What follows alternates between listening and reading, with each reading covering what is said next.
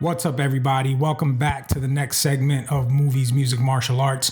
Today, I just wanted to talk about some fights, some very exciting upcoming UFC fights. I'm going to get into the past event that just happened, UFC 245, Covington versus Usman.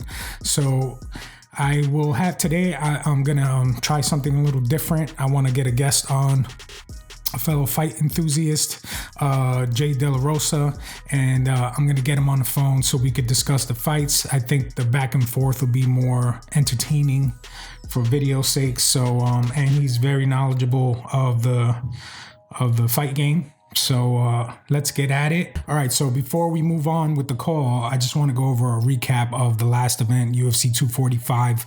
Kamaru Usman stops Colby Covington in the fourth round by TKO. He dropped him a couple of times in that round. Colby's jaw was already cracked from, I believe it was the end of the third round. So, but I got to give it to Colby as much as a polarizing figure that he is, and I'm not a big fan of his, but he put up a good fight. He's got some great boxing, but I think he just couldn't withstand the power of Usman. I said it. I called it. I said that wrestling was going to cancel each other out and that they were going to stand up. I called it. I called the stoppage in the fourth round, but I was off by one round. But yeah, it felt good. You know, he shut up all the naysayers, and Kobe's got a big mouth, so he shut him up too. Some notable mentions: Max Holloway loses the featherweight title to Alexander Volkanovski, fifth round decision. It was a good fight, a lot of back and forth. Nothing really like stood out. You know, I think Volkanovski was just putting the pressure on him, landing those leg kicks on Max, but overall, I think Max will be back. He just had an off day. No disrespect to Volkanovski. I think he's a great fighter, and he'll be a great champ. But eventually they're gonna rematch, and I give the edge a little bit to Max Holloway. You can't discredit the champ. Amanda Nunes beats Joanne by decision fifth round. This card was very long, and it was because of the three title fights going the length. This fight also went 5 rounds. Amanda, now, you know what? I feel like Joanne stock went up in this fight because she just,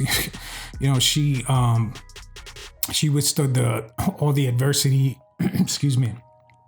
Amanda had her on the ground several times and couldn't finish her.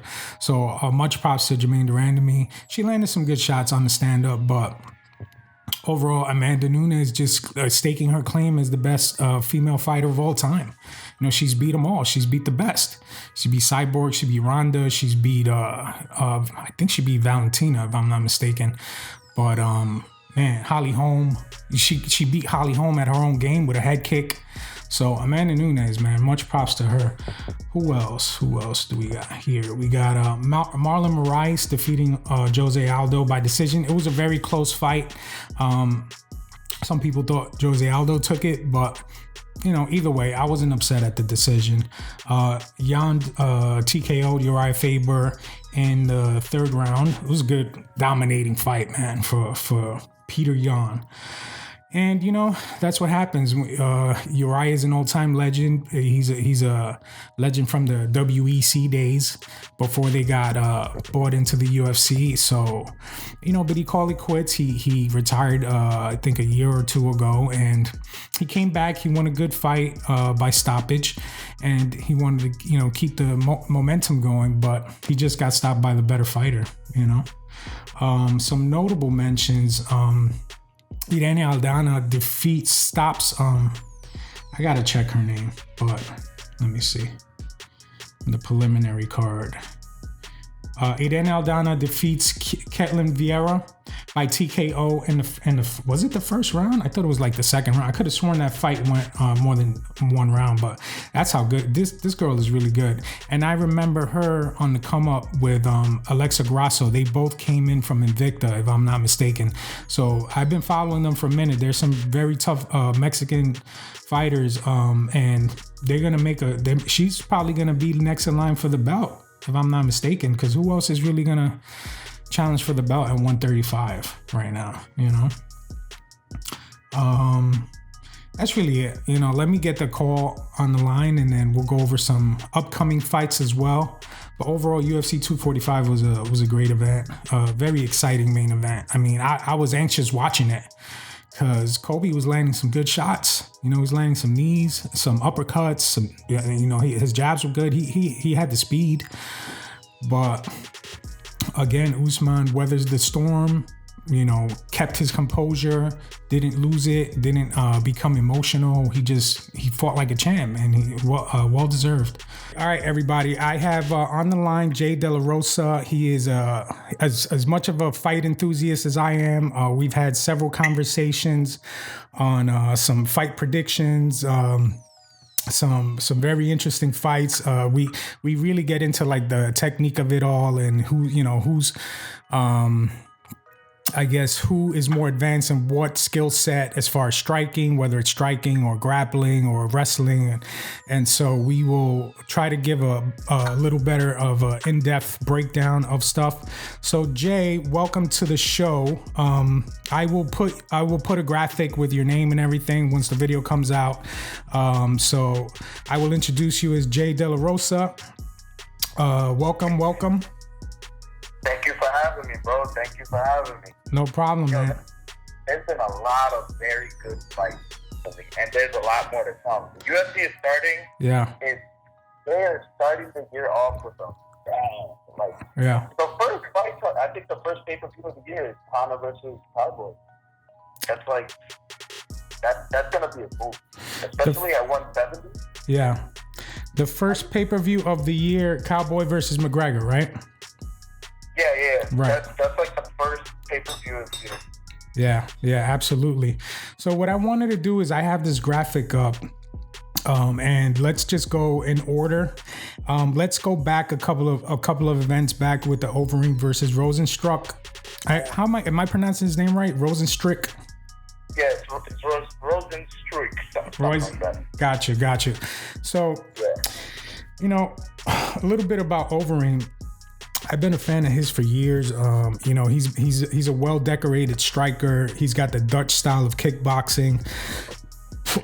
But I think nowadays he's, I guess within the past few years, maybe 3-4 years, I think he's reached his peak. No discredit to him. He's been very dominant in his run. One memorable fight was him against Brock Lesnar when he threw him a beating. I think he finished him with knees. Yeah, he hit him with a liver kick. Yeah, a liver kick. So I think Overeem has had his run, but as of late, I think all the new young guns are coming in and they're showing his wear and tear, you know, especially with that Francis Ngannou knock. It was a devastating knockout. You know, when was that? A couple of years ago, maybe? Yo, Francis knocked him into orbit. Mm-hmm. But to be honest, Overeem I feel like he hasn't been the same for a while. Since that knockout or before that? I feel like that knockout was kind of a turning point, but even a little bit before that, like he lost to Stipe, and I think that took something out of him.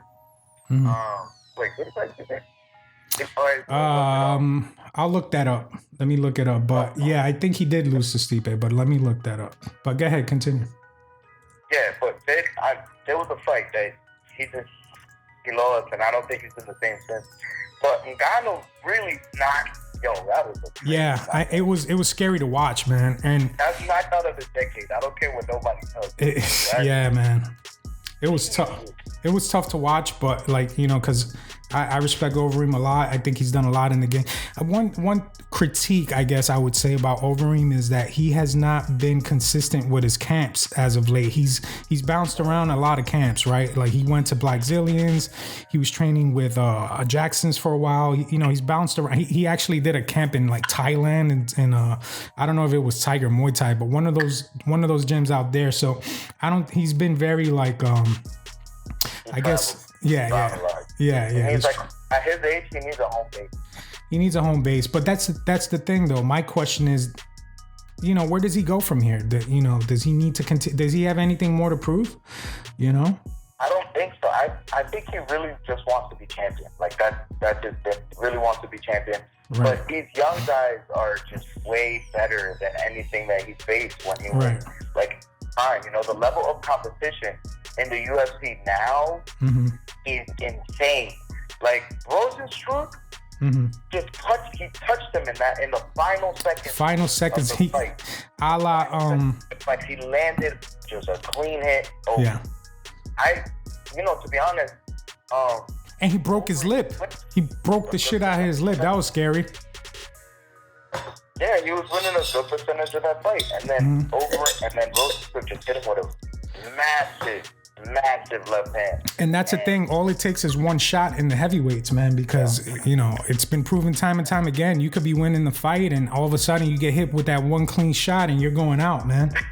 And it doesn't even need to be like a headshot, because Stipe, when he beat Daniel Cormier the second time, he hit him with a body shot that he was working the body. Yep. And DC just, and that's the thing. Like when you get comfortable with the striking, like you feel like you're landing some shots with the hands and you forget what your bread and butter is. And that's unfortunately what happened with DC. He just threw his game plan out the window. He said, fuck it, let's see who the better boxer is and try to knock each other out. And unfortunately it cost him his title, Aldo versus Stevenson, he hit him with a liver kick, with a liver punch that folded him. Yep, that was a good fight. Body strikes are becoming more relevant. Body shots, yeah, them liver shots, man. That wasn't something that was a part of everybody's game plan back in the day. You got Israel Adesanya, who's a kickboxing monster. Yeah. Like there's just the level of competition has stepped up, and I don't know if I feel like Overeem hit his peak. He can't. He hasn't been able to make greater adjustments. And like he's a great fighter. I love watching him fight, but I don't know where he goes from here, man. Because you get knocked out by Gano, who's on a tear right now. On a tear, yeah. So I feel like he's next in line. I mean, he just won his last fight. Yeah. Well, Rosen struck. Speaking of Rosen, I can't say his fucking name right, bro. For the life. He called out Ngannou, so that's an interesting matchup. I don't know. I think Ngannou wins that. But they're both heavy hitters. But just one thing, real quick, back to Overeem. He did fight Stipe Miocic. He lost to him by KO at UFC 203 in 2016. There we go. Yeah. Yeah, Stipe took his soul, man. He did. So, all right. He hasn't been the same since Stipe. Yeah, man. And, Stipe's he's an all-around, well-rounded fighter. I mean, he proved that when he took his belt back from DC, he adjusted and he did his thing. So, man, just moving on, sticking to this timeline of exciting fights coming up. So next we got the event. I spoke on it a little bit before I got you on the call, but let's talk about it a little more. The Colby Covington versus Kamaru Usman. It was a hell of a fight, man. As much as I can't stand Colby, I give him much props for being in his face and for continuing to fight with that broken jaw. I think he got his jaw cracked like in the third round. He got hit with a clean, straight right. Boom, right in the chin. Yep. But I'm not even gonna hold you. Colby is a good fighter, man. Like he can fight. Yeah. But Usman canceled him out. Like they have the same fight style. I said it, bro. I said it. And when I fucking, and then people started betting me. Go ahead. I'm sorry. What's his name? Colby would have beaten Woodley.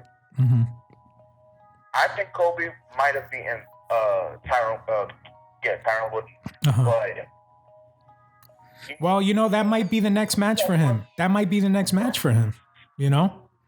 Woodley? I hope so. Yeah, why not? You know what I mean? But yeah, man, it was great to watch Usman win. He kept his, like I was saying before, he kept his composure. He didn't fight with his emotions. Because he could have just thrown caution to the wind and just try to brawl with him and get caught. I mean, but the thing is that Colby, even when he fought Robbie Lawler, He was hitting him with some shots, but I don't feel like Robbie was ever in danger of getting knocked out. I don't think that Covington has knockout power, you know? He hits him with poop noodles. His punches are all armed. He doesn't really put his hits into it. Right. Yeah, so he hit Usman with some strikes, but I was like, in my mind, I was like, Kobe can't knock Usman out. The only thing that he could really do is try to out-box him. So what we were going to find out is if value beats power. But Kobe didn't even throw enough. He wasn't throwing as many strikes as he usually throws. He's like a Diaz brother, but with wrestling. He kept hitting him with body shots. And that really slowed Kobe down. Like, his gas tank is a lot better than what he showed. Yeah, and you know, people were questioning Usman's gas tank, but I think he answered that. He's got a gas tank just as good, you know? Yeah, his gas tank is, I'd say it's definitely on par, maybe even better. Because Kobe is technique. Like, he's a pretty good wrestler technique-wise. Usman is good technically, but he also muscles you down. So, for him to have the gas tank that he has while using a lot of the strength per takedown, right? And the man's a beast, bro. Usman really hit the first. You heard Connor's trying to make a title run for. Say that again, Connor. Connor, yeah. I'll speak on that. So there was interviews with Dana White saying that if Connor gets past Cowboy at 170, that he'll be next in line to fight Khabib, the winner of Khabib versus Tony, it makes absolutely no fucking sense. You know what I'm saying? Like if he gets past Cowboy at welterweight, then he gets the next title shot at lightweight. You know what I mean? Khabib to Justin Gaethje. Give Justin Gaethje a title shot. Yeah. I think Justin would do good against Khabib, actually. Yo, that man is the answer. Gaethje is a beast, bro. You know, you're right.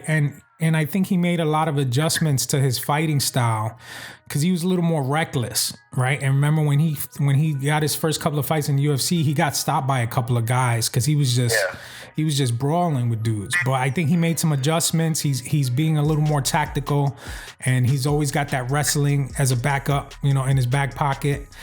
So yeah, I actually think that Gaethje would be a good matchup against Khabib if Khabib gets past Tony. You know, that's so. Anyway, we'll get to that fight. Is it listed? Yeah. So that fight is on the graphic. We'll get to that. That's the last one. But let's keep going in order. Are there any other fights in 245 that you wanted to mention or talk about? Oh. Like Nunes, yeah. Nunes Durandamy was exactly how she beat her the first time. I don't even remember that first fight, to be honest. Nunes literally beat her the exact same way. It's insane. I don't know. I thought Durandamy would have made a better adjustment with her wrestling. Yeah, she's like easily taken down. She doesn't have an active guard, but she somehow managed to survive 5 rounds with the champ, man. So I give her props for that. Because I think Amanda had to put her. It was on Amanda to put her away, and she couldn't. Right? Durandamy is tough, man. She's tough. She's a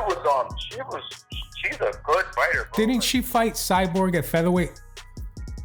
If I'm not mistaken. She let go of the belt. Oh, that's right. She didn't want none of that Cyborg. Did not want to fight Cyborg. She did not. I don't blame her. But Amanda did, and Amanda fucking stopped her. So man, Amanda's like a Terminator, bro. You know? Amanda is Amanda Nunes.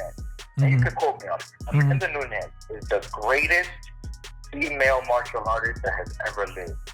Yeah. Right now. So, yeah, I can't argue with that. She has beaten every single champion. And all of them. Yep. All of them. Durandamy was the last one. Wait, who else?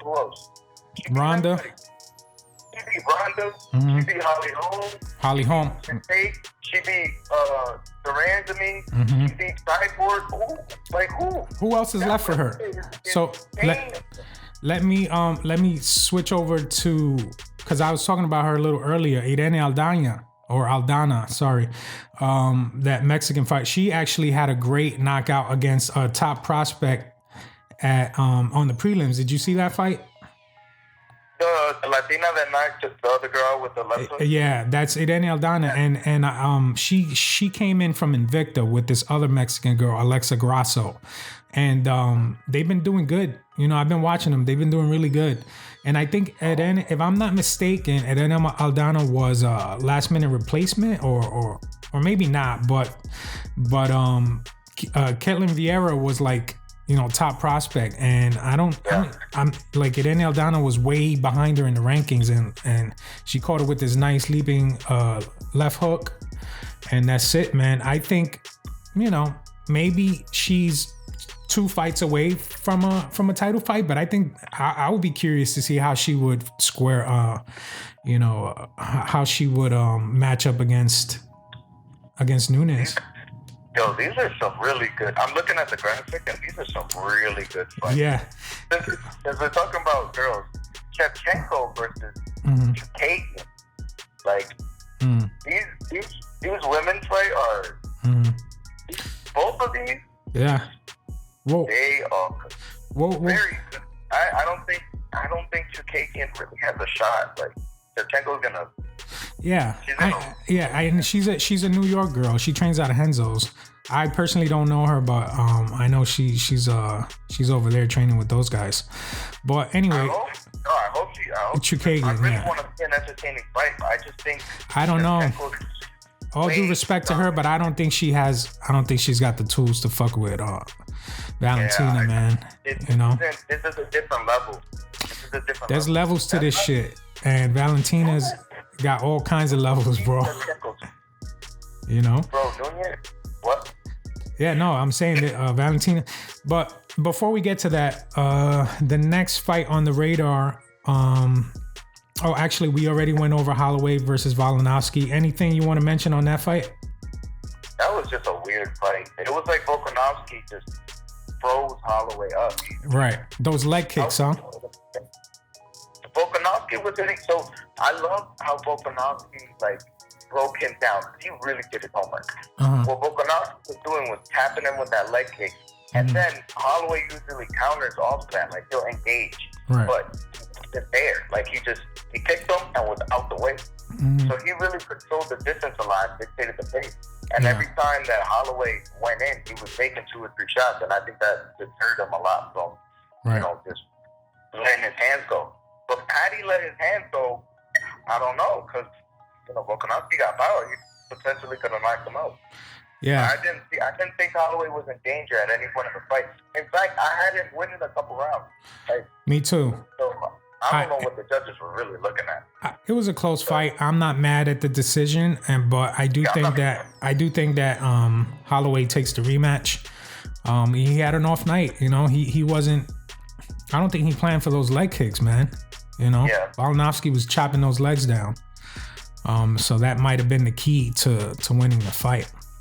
So let's move on to the next event, which is the last card of the year, which is a fight night. It's a UFC fight night. Ortega versus actually it's not Ortega anymore. It's Frankie Edgar versus Korean Zombie. What happened with Ortega? He tore ACL. Fuck, man. So I was a good fight. I don't know if you remember, it was a fight of the year candidate maybe 4 or 5 years ago. It was Dustin Poirier versus Korean Zombie. Man, that fight was just bananas. It was bananas. So Korean Zombie, a lot of people sleep on him, but that dude is he's a wizard. You know, he's the first person to hit that twister on somebody years ago. I don't remember who it was, but anyway, Frankie Edgar will replace Brian Ortega against Korean Zombie. Well, who you got on that? Damn, that's a hard one to pick, but I got my man Frankie. Yeah, I think Frankie is one of the most. He puts together all his moves so well, man. Like, it's really a beautiful thing. He's truly a mixed martial artist. Yeah. He really is. Yeah. And I just think what the Korean Zombie has is output and durability. Like, that man, he's a fucking zombie. He's hard to finish. He just stays right on you the whole fight. Well, remember that last fight against Yair Rodriguez? He was on the verge of winning it. And Yair just hit him with that elbow that out of nowhere. That was a crazy fucking fight too, you know. And that's the kind of fight you're gonna get with him. I like Frankie in this fight as well. I don't remember what was his last fight? Who did he fight in his last fight? Frankie Edgar fought Holloway and he lost. Oh, that's right. Yeah, he fought for the title. So yeah, he's really highly ranked, but that man, he doesn't. He just fights anybody, anytime, anywhere. That's what I love about Frankie. He's just a fighter. Yeah. And he is so good at putting his moves together. Mm-hmm. Man. Not just that, he was planning on moving down to bantamweight, wasn't he? Yeah. Mm-hmm. But this fight is at featherweight, so let's see. Maybe if he gets a win here, I don't know. Maybe he wants to climb back and fight Volkanovski, right? That'll be a good matchup. But I think Holloway's gonna get the immediate rematch. I don't think that they're gonna make him wait. He's been a dominant champ, Yeah. I don't know if it'll be in the rematch though. You don't think so? Nah, I think so. I think what's his name? Frankie. If Frankie beats Korean Zombie, he might fight with that. All right, we'll see. That would be a very entertaining fight. For sure, absolutely. But they like body type wise, they match up great. They have to get in the pocket. Both coming forward, keeping somebody up, mixing things up. So we'll see who is better overall in that fight. Yeah, definitely. So moving on. Guy Eugene Behrman, man, that coach is a genius. Who's that? Israel Adesanya's coach. Okay. Bro, I gotta learn. I gotta do my research about learn more about that guy. Oh, that's right. He's that's why Izzy was there pumping him up, right? Because he was they got the same coach. Yep. Gotcha. And did he kickboxing? His camp, all his fighters. He's literally 12-0 and has 2 champions in a year. Jesus Christ. Bro, nobody on that team is lost. No, they're doing something right. And not only that, they're working on their wrestling and grappling too to hang in there with these Americans. You know the American fighters are known for their wrestling and shit. But they're Adesanya proved that he's got what it takes to be a champ. I can't wait to see him against wait, who the fuck is he fighting? So what? Who is Izzy fighting? Because Costa got hurt, right? They haven't announced. Have they announced the next fight? He's calling out Yoel Romero, but they haven't booked anything, right? Oh. So Joel received a phone call from Dana. Asking him if he wanted to fight. Israel. And Joel said yes. Okay. So Dana was, I think Dana was telling him, I need to go ask Israel. Like, I need to go talk to Israel. He's like, well, you gotta go talk to him. I have the contract that fact it looks like. So I think it might happen March 7th. Wow. All right. Hell yeah, I'm down for that. If you look, there's no main event for that card. Yeah, I don't see anything here. So there's a fight card. Oh, that's right. I don't see it. They're gonna fight, man. That's gonna be actually amazing. You know what? There's a Auckland card. That's Izzy's backyard, isn't it? February 22nd. No, February 7th. Okay, so this graphic might be off because I'm seeing. March 7th. Gotcha. I see Felder versus Hooker on ESPN Plus February 22nd in Auckland. That's New Zealand, right? I'm pretty sure it is. So maybe they'll get him in that card. I mean, it might be too soon though. March 7th. they have on March 7th. They have Weili Zhang and Joanna. Right, but they need another. You know what I mean? Yeah, I really do think Israel's gonna fight him. Huh. I really hope so. Yeah, hell yeah. I mean, I do want to see him fight Costa too. But let's backtrack a little because we're up to the first card, which is McGregor versus Cerrone.